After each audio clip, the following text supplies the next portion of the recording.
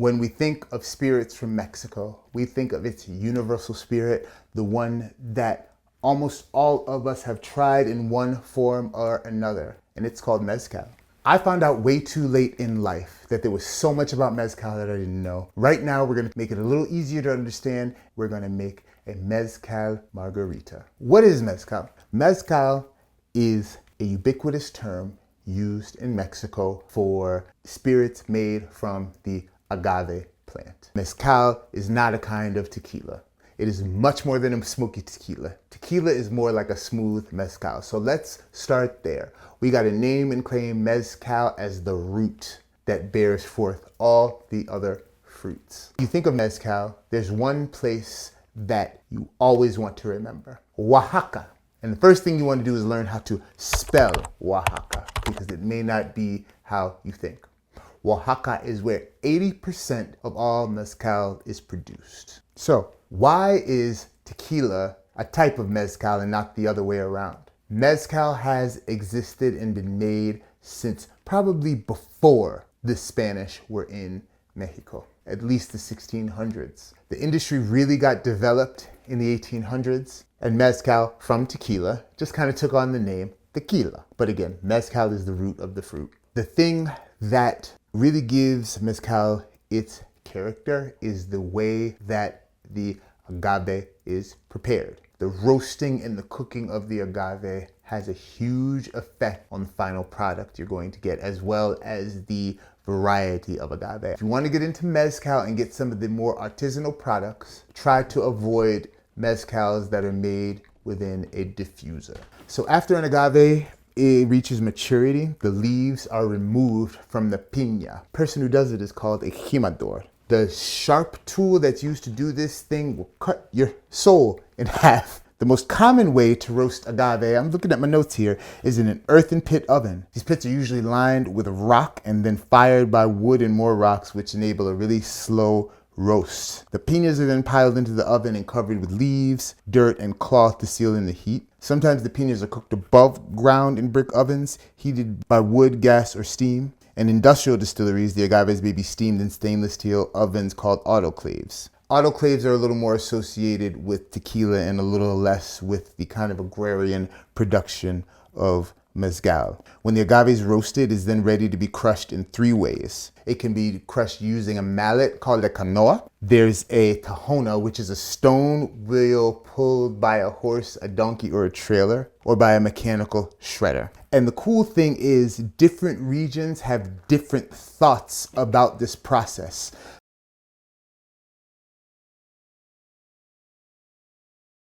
Agave is then fermented into a substance called pulque. And I've never had pulque. I've heard it's not easily exported, but it's this kind of cool, unctuous stuff that looks like coconut milk. And I've heard if you get a chance to try it, you absolutely want to. The fermentation takes anywhere from 3 days to a week, and this is where the magic happens that affects the final taste. I just listened to an episode of Cocktail College, and they were talking to one of the artisans making the mezcal, and he was talking about, at this point it's going to look like this, at that point it's going to smell like this, and at this point it's going to bubble like this, but you can't do this or it's going to be too much. And there's a real alchemy to it, and it's one of those things that for the best mezcal, there is an old hand that just knows by eye that they're doing the right thing. The agave mash is transported to stills. The stills can be made of copper, clay, wood, or stainless steel, and really affects, again, the final flavor. What's special about mezcal is that no other liquor has the same base, and agave is one plant. It's different from anything else that humans cultivate, and its complexity and long life cycle is truly extraordinary. It's sacred in Mexico, and it's home to about 75% of all the world's agave varieties. The story of Mayahuel will tell you a little more about the cultivation of the agave. There's so many regulations around it, and listen, this is kind of a first 101 guide. We're gonna try 3 different mezcals.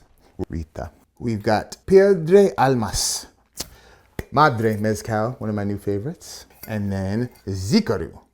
The cool thing about mezcal is it's double distilled. Most spirits go through 3 times. They double distill because they don't want to strip away a lot of those flavors. Let's try all 3 of these.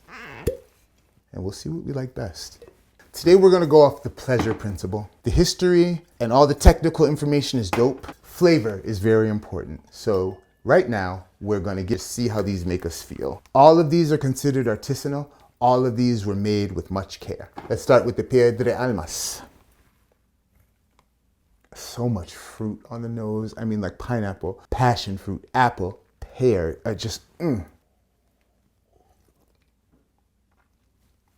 Smoke is medium. If asphalt was made of honey and pineapple, beautiful.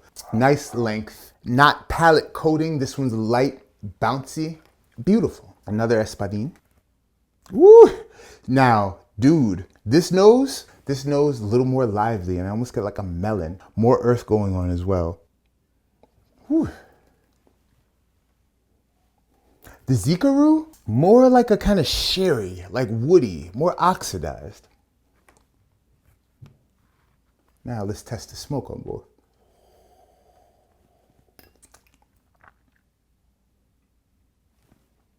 This right here seems like the crowd pleaser. A little less smoke. This is gonna be like your first step after tequila, I think. This bad boy is a lot more advanced. There's a lot more going on in here. Let's try our Zikaru. Wow. This one I would give to someone who likes maybe like sherry or like wine. This I think is like a wine drinkers, or weirdly enough, a scotch drinkers. This is a chill sipper. This is a contemplative sipper. This right here is our cocktail choice. You ready? I'm gonna show you the two most popular cocktails to make when using mezcal. One is going to be the Oaxaca Old Fashioned. The Oaxaca Old Fashioned is like the old fashioned that you know and love. We're going to be using the Madre Mezcal. We're also going to use Casamigos Reposado Tequila. And it's going to have a base of, instead of the simple syrup, agave. Instead of regular bitters, we're going to have chocolate mole bitters, which are nice and spicy. For our mezcalrita, what I like to do for a mezcalrita is make more of what's called a Tommy's mezcalrita. You do not necessarily need any orange liqueur. I don't suggest you put triple sec in it. I suggest you fatten it up with more agave. But now as I say that, I want to play a trick on this and add some orange liqueur. So we're gonna have one more part of our experiment. Instead of adding kind of a clean triple sec or a clean combier, we're gonna use dry curacao. 40% ABV and has a cognac base. How do we make our cocktails? We round build. So we're gonna get all the ingredients. Lime juice, agave, bitters, mezcal will get it done for us. We need our Hawthorne shaker, our 18 and 28. Remember, when it comes to Hawthorne shakers, Carico or nothing. That's the brand we want to have. And now we are going to pick up every bottle one time to make our cocktail. So we're gonna start with our agave. Gonna do ½ ounce here. And we're gonna do a whole ounce of agave right here. Shout out to my friend Andres Mornoy. The first day I bartended with him, he was like, yeah, we make Tommy's margarita. And he looked at me, he put everything down, he said, fuck triple sec. Andres, I love you. We're gonna do 1.5 ounces here. 2 ounces here. And I'm gonna admit something to you. I'm supposed to have a bottle of Reposado tequila. I can't find that thing. So we're gonna make a brand new version of the Oaxaca Old Fashioned. We're gonna do just a little 1/4 ounce dry curacao here to open that bad boy up. Ooh. Perry Farrell, the man who was the lead singer for Jane's Addiction, has his own tequila brand, and he is gonna add the lime juice to his cocktail, which I almost forgot, lime juice. 1, 2, 3. He makes a smoky tequila. I've liked almost everything Perry Farrell has done, but I don't know why the hell you would do that. If you know why they make smoky tequila and they just didn't find a good mezcal maker, please let me know. Also, time for politics of flavor. Because I just did something that makes me an asshole. Do you hear what I keep saying? Mezcal, mezcal, mezcal. Why do I keep saying mezcal? You ever heard people say Ibiza? So, that is called Castilian Spanish or Castilian Spanish. And it's thought to be higher class. It's almost like having a nice Surrey accent from England. Do you know how that accent came to be? It's because the king had a lisp. And people use that to kind of grade where people's Spanish accents are. And me, being a bit of a Europhile, but damn sure not being a coon. I need to check myself because I don't need to be emulating the way that people kind of class separate. So I would rather say mezcal like an American than keep saying mezcal and trying to virtue signal. Please don't forget that. Anyway, the politics of flavor, baby. Now, garnish, because I've been very derelict in my garnishes lately, but we're not going to be derelict right now. We're going to give a nice chunky half wheel for that bad boy, a big old fat half wheel. For this bad boy, this fat Valencia orange, lay that over top, just like that. Oaxaca old fashioned.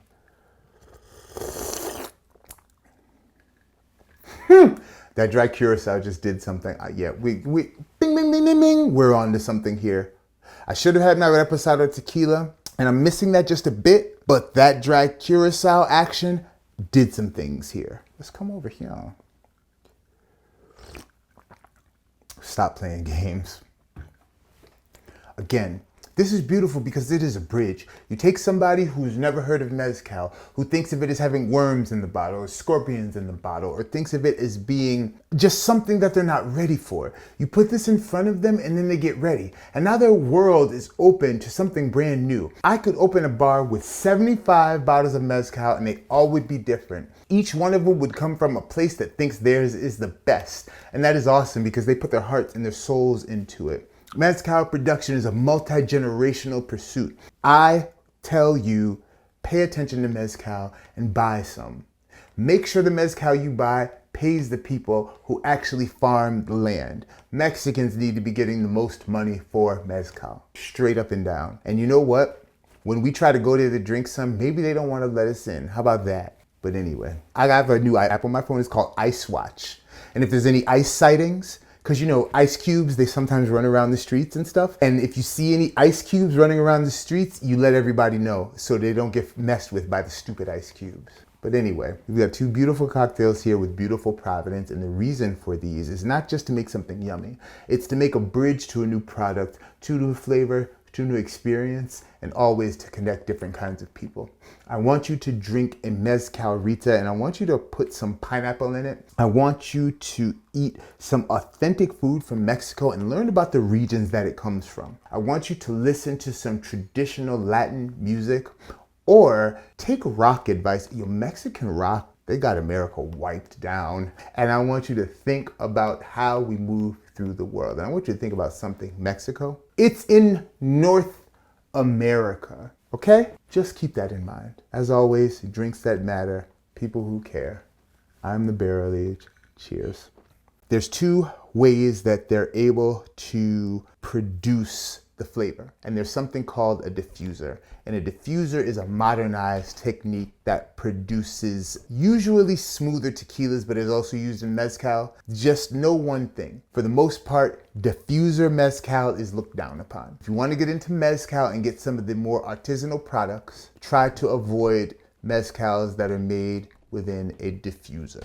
So after an agave, it reaches maturity, the leaves are removed from the piña. The person who does it is called a jimador. The sharp tool that's used to do this thing will cut your soul in half. The most common way to roast agave, I'm looking at my notes here, is in an earthen pit oven. These pits are usually lined with rock and then fired by wood and more rocks, which enable a really slow roast. The piñas are then piled into the oven and covered with leaves, dirt, and cloth to seal in the heat. Sometimes the piñas are cooked above ground in brick ovens, heated by wood, gas, or steam. In industrial distilleries, the agaves may be steamed